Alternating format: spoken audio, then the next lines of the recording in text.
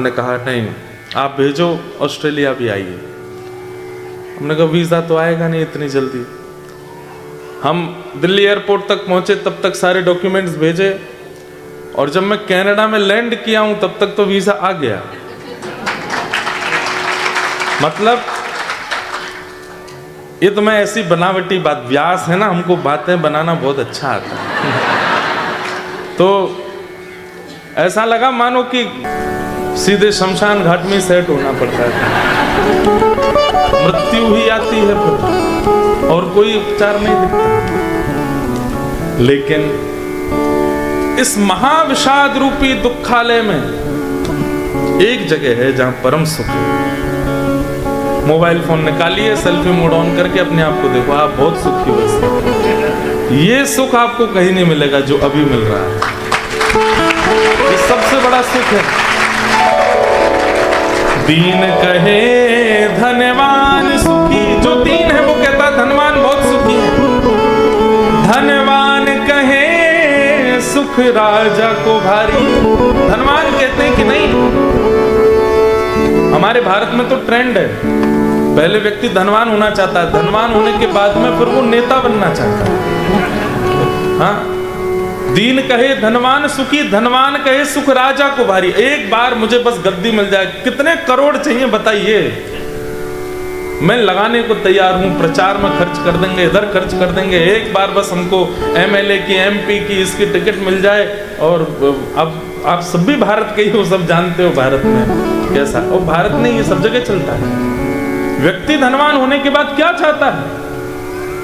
आपके यहां पर भी धनवान होने के बाद मैं मेयर बन जाऊं, मैं थोड़ा नहीं, यहाँ पे और क्या क्या होते हैं, मेयर होता है और कौन होता है, एमपी होते हैं, मेंबर ऑफ पार्लियामेंट होते हैं, वो बन जाऊं। अच्छा, एक बात यूएस की बात है, 2011-12 में अपनी गर्मियों की छुट्टी में पिताजी के साथ हम गए वॉशिंगटन डीसी।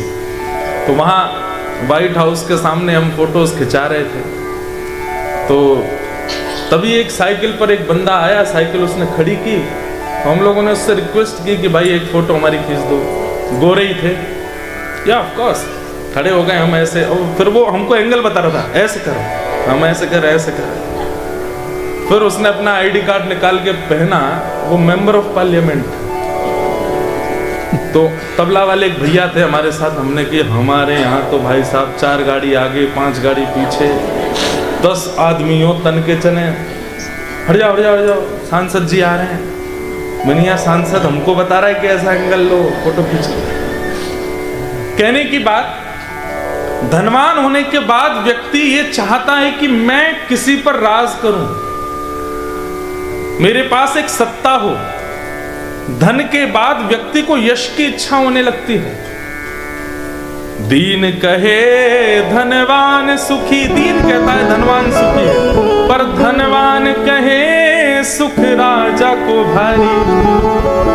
राजा कहे महाराजा सुखी। एमपी बन गए, मेयर बन गए, उनको लगता है नहीं प्रेसिडेंट ज्यादा अच्छा है, हम प्रेसिडेंट बने कभी। महाराजा सुखी, और महाराजा कहे सुख इंद्र को भारी। जो पूरे देश का नेतृत्व करने वाला बन जाता, उसको लगता है कि अब मैं देवता बन जाऊं, इससे भी ऊंचा तो देवता होता है, वो बन जाऊं। महाराजा कहे सुत इंद्र को भारी। इंद्र कहे चतुरानन को सुख। इंद्र कहता है कि ब्रह्मा ज्यादा सुखी है। क्यों? आगे भी देख लेते हैं, पीछे भी देख लेते हैं, इधर भी देख लेते हैं, इधर भी 4 मुख हैं उनके। पर ब्रह्म कहे सुख विष्णु को भारी। विष्णु सबसे सुखी है।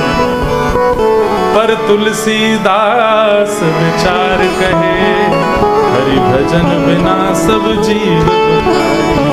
तुलसीदास विचार कहे हरि भजन बिना सब जीव।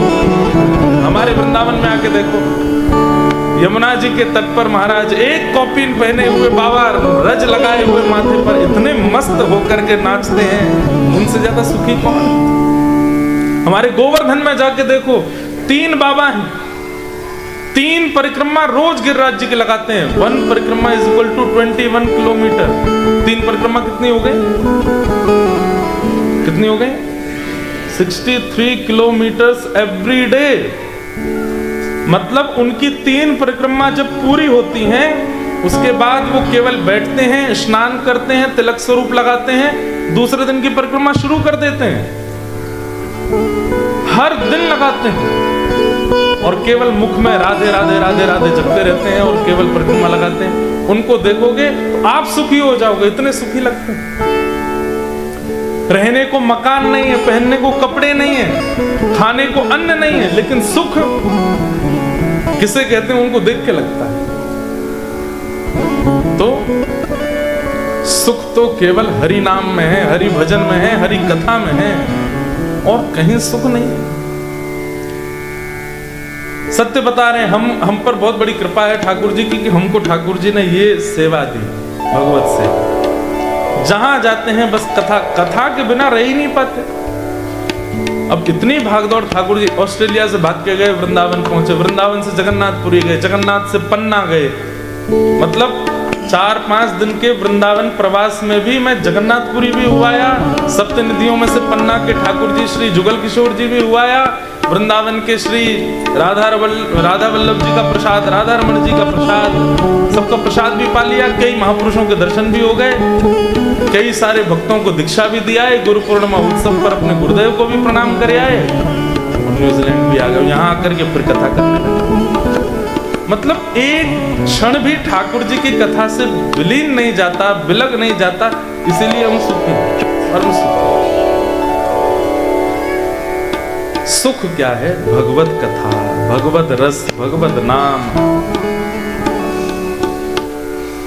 इससे बड़ा सुख और कहीं नहीं। लेकिन दुख के 2 कारण जिनके बारे में यहां चर्चा की जा रही है, बहुत ध्यान से सुनना। देह स्थिमां सरुधिरे भिमतिं त्यजत्वं जाया सुतादिषु सदा ममतां विमुञ्च। दुख के 2 कारण कौन कौन से हैं? अहमता और ममता। अहमत्व और ममत्व। सब लोग इधर देखो, ध्यान से सुनो। अहमत्व और ममत्व।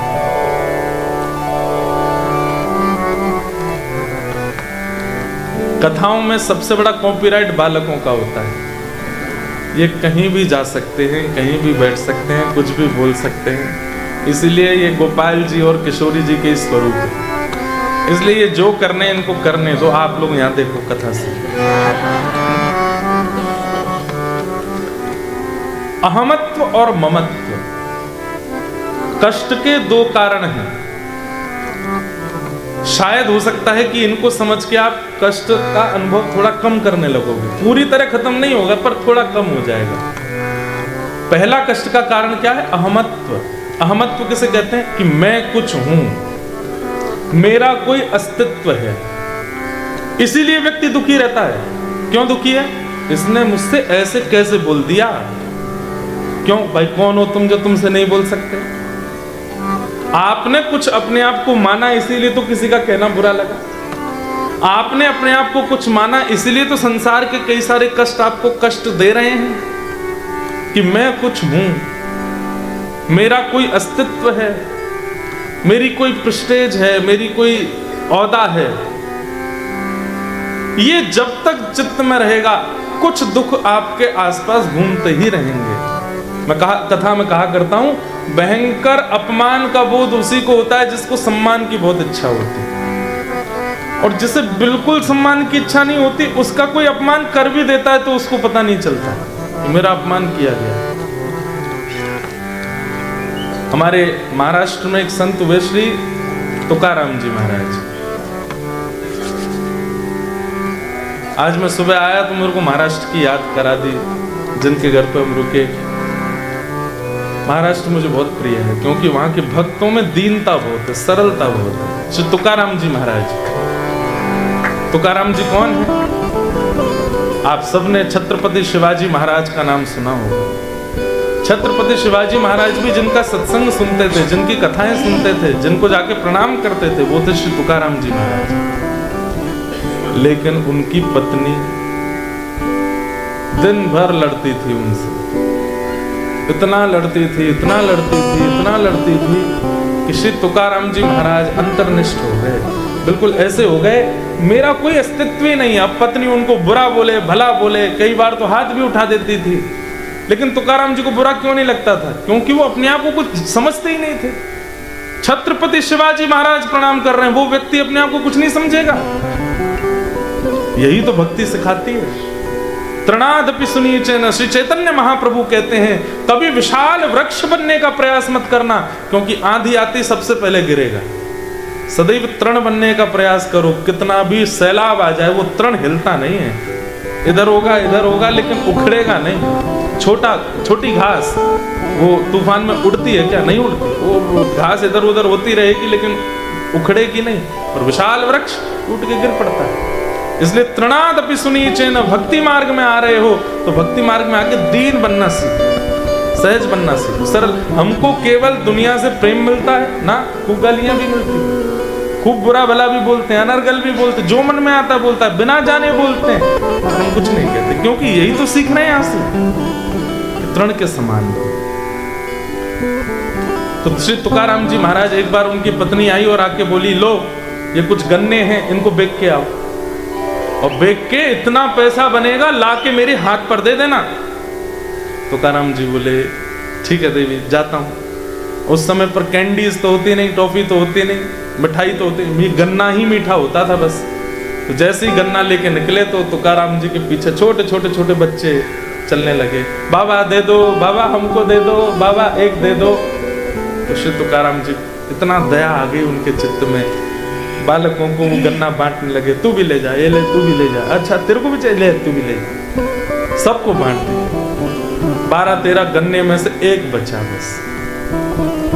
लौट करके जब आए तो पत्नी इतनी खुश हो गई उनकी देख करके, सारे बिक गए, एक बचा है, लाओ, इतने गन्नों का इतना पैसा बना होगा, मेरे हाथ पे रखो। तुकाराम जी ने वो बचा हुआ गन्ना रख दिया, बोले देवी यही बचा है। बोले पैसे कहाँ हैं इतने सारे? बोले पैसे थोड़ी, वो तो छोटे बच्चे आए, मैंने सब में बांट दिए। पत्नी को इतना गुस्सा आया, उसने उसी गन्ने को घुमा के दिया उनकी कमर पर। जैसे ही कमर पर घुमा के दिया तो गन्ना टूट गया। तो तुकाराम जी इतने खुश हो गए, मेरी पत्नी कितनी पढ़ी लिखी है। क्यों? मैं सोच रहा था एक ही बचा है, 2 लोग कैसे खाएंगे, तूने बढ़िया तोड़ के 2 कर दिए। आहा, कितनी बुद्धिमान हो। मैं अपमान कर रही हूं तुम्हारा, तुमको बिल्कुल भी फर्क नहीं पड़ता। तुकाराम जी महाराज बोले, मैं हूं कौन जो मेरा सम्मान हो?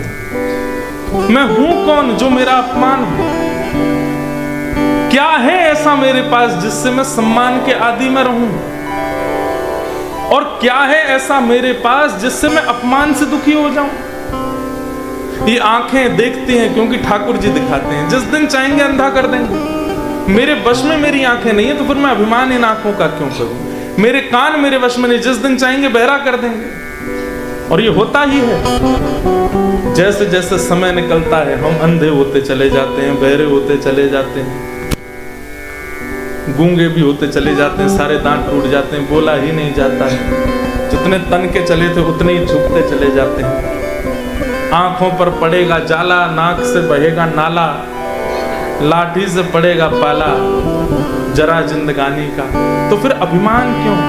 अभिमान तब आप कर सकते हो जब आप अपने शरीर को आज्ञा दे दें कि हे शरीर, तेरे को पढ़ाया लिखा करके मैं न्यूजीलैंड लेके आया, इतनी मेहनत करके डॉलर कमाए, घर बनाया, महंगी गाड़ियां ली, तू मेरी एक बात नहीं मानेगा क्या? चल अब बूढ़ा नहीं होना, तू मानेगा? शरीर नहीं मानेगा। तो फिर अभिमान क्यों? अभिमान उस पर किया जाता है जिस पर आपका अधिकार है, पर जो शरीर आपकी एक नहीं सुनता है उस पर अभिमान क्यों करते हैं? इसलिए पिताजी सबसे पहली बात कि व्यक्ति अहमत्व का त्याग कर दे। आज से ही आप ये सोचना बंद कर दीजिए कि मैं कुछ हूं। बहुत दीन बन जाइए, बहुत सहज बन जाइए, बहुत सरल बन जाइए।